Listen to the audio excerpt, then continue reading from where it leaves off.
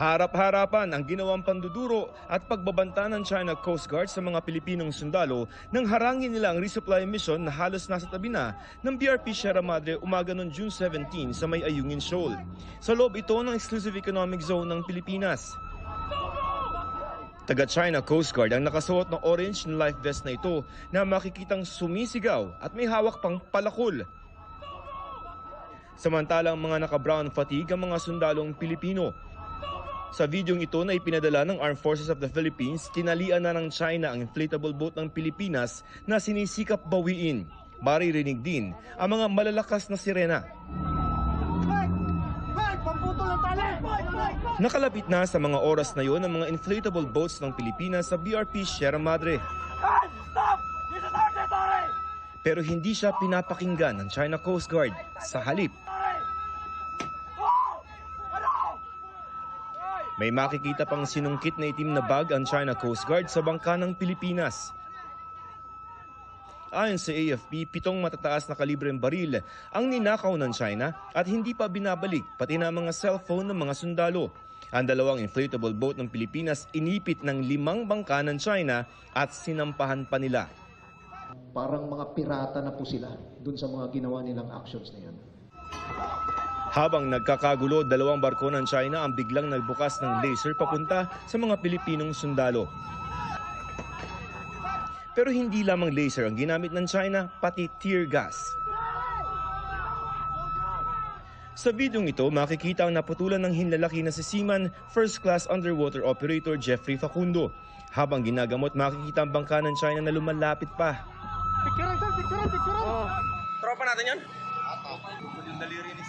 Sa isa pang video, nanunutok ng mga matatalas na sandata ang China Coast Guard. Binuhusan sila ng tubig ng mga sundalong Pilipino mula sa BRP Sierra Madre. Maya-maya, isa sa mga Chinese Coast Guard pinagsasaksak ang inflatable boat ng mga Pinoy. Sa itaas na bahagi ng video, nakikipaghatakan ang mga Pilipino sa China Coast Guard. Sa isang bahagi ng kaguluhan naman, makikitang may binabato ang mga China Coast Guard. Nagbabatuhan na, oh. Babatuhan na ng bato. Ang isang inflatable boat ng Pilipinas na ito napapunta rin sana sa Sierra Madre, dinikitan ng 2 China Coast Guard para ilayo sa Ayungin. Bandang alas 8 ng umaga, humingi na ng rescue ang Philippine Navy sa Philippine Coast Guard. Nasa 12 nautical miles o 24 kilometers noon ang BRP Bagakay at BRP Cabra ng Philippine Coast Guard. Pero maging ang medical evacuation, hinarang at hinaras. 3 Hubei missile patrol ng China ang pumalibot sa medical evacuation team ng PCG habang inikot-ikutan ng mga bangka ng Pilipinas na nakikipagnegosasyon sa China. Mula nang harangin ng China Coast Guard ang RORE mission sa Ayungin Shoal umaga ng June 17, inabot ng hanggang gabi ang rescue operation at pakikipagnegosasyon na ginawa ng Philippine Coast Guard.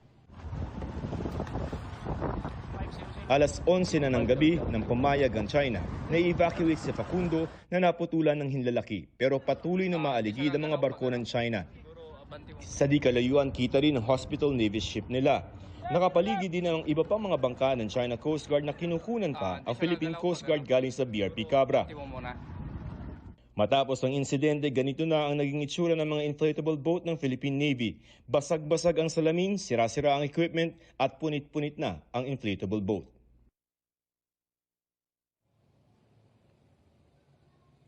Pinapurihan naman ni EFA Chief of Staff General Romeo Browner ang katapangang ipinakita ng mga Pilipinong sundalo at pagtitimpi. Ayon kay Browner, hindi layo ng Pilipinas na magkagera.